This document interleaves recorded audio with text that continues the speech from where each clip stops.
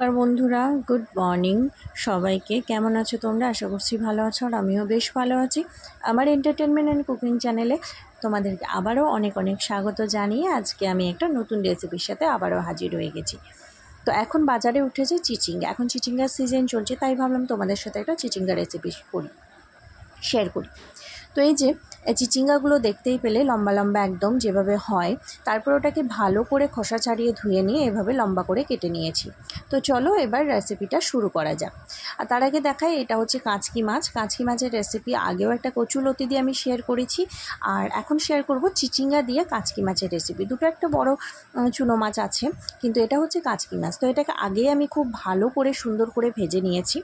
আর যারা আমার চ্যানেলে নতুন আছো তারা প্লিজ সাবস্ক্রাইব করে নেবে, যারা পুরনো আছো তারা পুরো ভিডিও দেখে ভালো লাগলে অবশ্যই লাইক করে দিও, বেশি বেশি করে শেয়ার করে দিও। তো চলো এবার রান্নাটা শুরু করা যাক। এই তেলে আমি মাছটা ভেজে নিয়েছিলাম আগেই।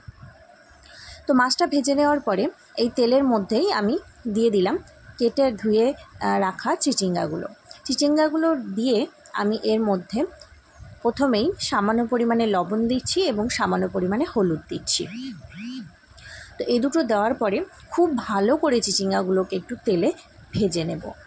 তো চলুন ভেজে নেওয়া যাক। পরিমাণ মতো নুন আর হলুদ দিয়ে দেওয়া হয়ে গেছে আমার।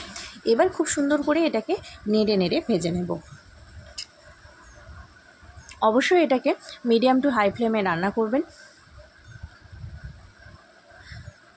তো এই যে এটাকে এবার এভাবে একটু একটু করে হতে দেব। আর এবার না আমি এর মধ্যে পাঁচফোড়ন ছিটিয়ে দিচ্ছি। পাঁচফোড়নটা ডাইরেক্ট তেলে দিইনি, এটা এর মধ্যেই ছিটিয়ে দিচ্ছি। তো এবার এটাকে নেড়ে নেড়ে খুব ভালো করে ভেজে নেব। একটু করে নেড়ে নেব, 2 মিনিট করে একটু রেস্ট। তারপরে এই যে এখানে চেরা কাঁচা লঙ্কা নিয়ে নিয়েছি, কাঁচা লঙ্কাগুলো এর মধ্যেই দিয়ে দেবো। 2 মিনিট করে একটু ভেজে নেব আর একে একে জিনিসগুলো অ্যাড করতে থাকবো। তারপর এর মধ্যে টমেটো কুচি, পেঁয়াজ কুচি সবকটাই এর মধ্যে দিয়ে দিয়েছি। টমেটোগুলোও গলে যাবে, পেঁয়াজগুলোও সুন্দরভাবে গলা গলা হয়ে যাবে এবং কালারটা চেঞ্জ করে ফেলবে। ততক্ষণে আমার চিচিঙ্গাগুলো আরেকটু সুন্দর করে ভাজা হয়ে যাবে। সব কিছু একসাথে সুন্দর করে মাখো মাখো হয়ে যাবে। এবার আমি একটু ভালো করে নেড়ে নেওয়ার পরে এটাকে 2 মিনিট মতো মিডিয়াম ফ্লেমে এটাকে সিদ্ধ হতে দিচ্ছি। আর এখানে দেখতে পাচ্ছ এটা হচ্ছে মাছের তেল। মাছের তেলটা আমি চিচিঙ্গার মধ্যে দেব। যারা পছন্দ করো তারা দেবে, এটা একদমই অপশনাল। যারা পছন্দ করো না মাছের তেল তারা না দিলেও অসুবিধা নেই, কিন্তু মাছের তেল দিলে না এর টেস্টটা একটা অন্যরকমের হবে। যারা মাছের তেল দিয়ে অন্যান্য রেসিপি খেয়েছো তারা তো খুব ভালো করেই জানো, তবে সবসময়ের জন্য নয়, কখনো কখনো খেতেই পারো, ভীষণ টেস্টি লাগে। আর চিচিঙ্গা এরকম কোনো সবজির সাথে খেতে আরোই ভালো লাগে।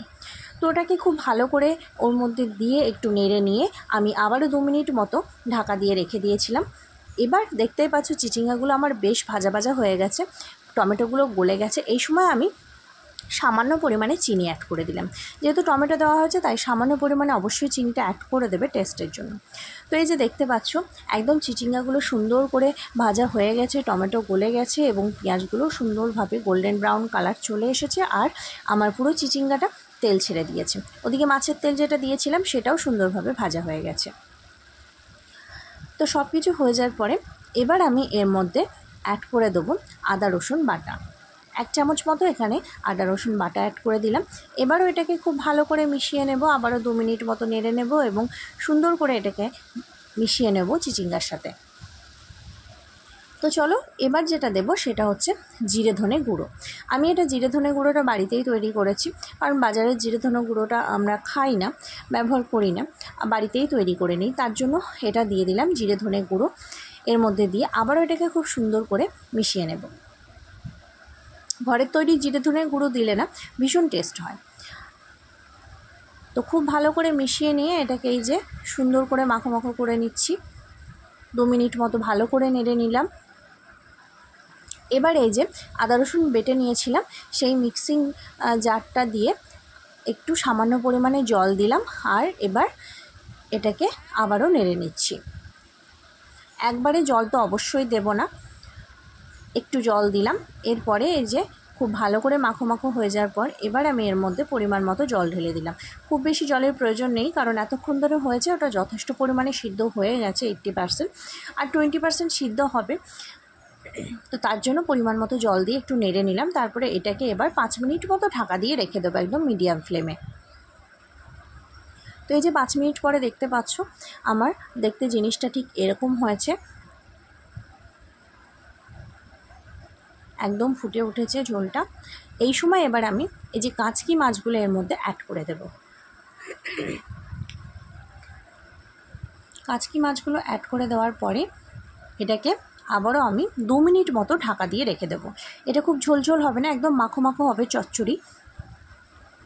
তো এই যে দেখো 2 মিনিট পরে আমি ঢাকাটা খুলে দিয়েছি, একদম মিডিয়াম ফ্লেমে রেখে রান্নাটা করেছি আমি। তো ঢাকাটা খুলে নিয়েছি, আর এই যে দেখতেই পাচ্ছ ভীষণ সুন্দরভাবে মাখো মাখো হয়ে গেছে এবং দেখতে যতটা টেস্টি লাগছে খেতেও ঠিক ততটাই টেস্টি। অবশ্যই একবার বাড়িতে তোমরা ট্রাই করো আর আমাকে কমেন্টে জানিও কেমন লেগেছে, এবং আমার অন্যান্য রেসিপিগুলো কেমন লাগে তোমাদের আমাকে কমেন্টে একটু জানিও প্লিজ। তো এই যে দেখতে পাচ্ছ সুন্দর করে ফুটে উঠেছে। তো আরেকটু ঝোলটা মারার জন্য আমি আরও 2 মিনিট ঢাকা দিয়ে রেখে দিয়েছিলাম। মাঝে মাঝে অবশ্যই একবার করে নেড়ে নিতে হবে, না হলে তলায় লেগে যাওয়ার সম্ভাবনা। তো এই যে দেখো আমার রান্নাটা পুরোভাবে কমপ্লিট হয়ে গেছে, গ্যাসটা এবার আমি অফ করে দিলাম, এবং দেখতেই পাচ্ছ ভীষণ লোভনীয় হয়েছে দেখতে এবং খেতেও সত্যিই ভীষণ টেস্টি। তো চলো এটাকে এবার একটা জায়গায় ঢেলে নিই। তো আমার আজকে রেসিপি ছিল কাচকি মাছ এবং মাছের তেল দিয়ে চিচিঙ্গা রেসিপি।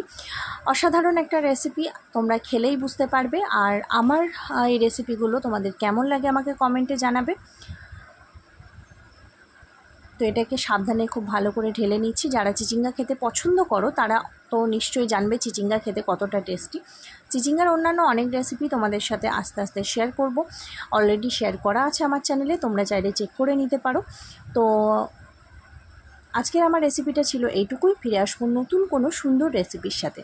ততক্ষণের জন্য সবাই সুস্থ থাকবেন, ভালো থাকবেন। আজকের মতো টাটা।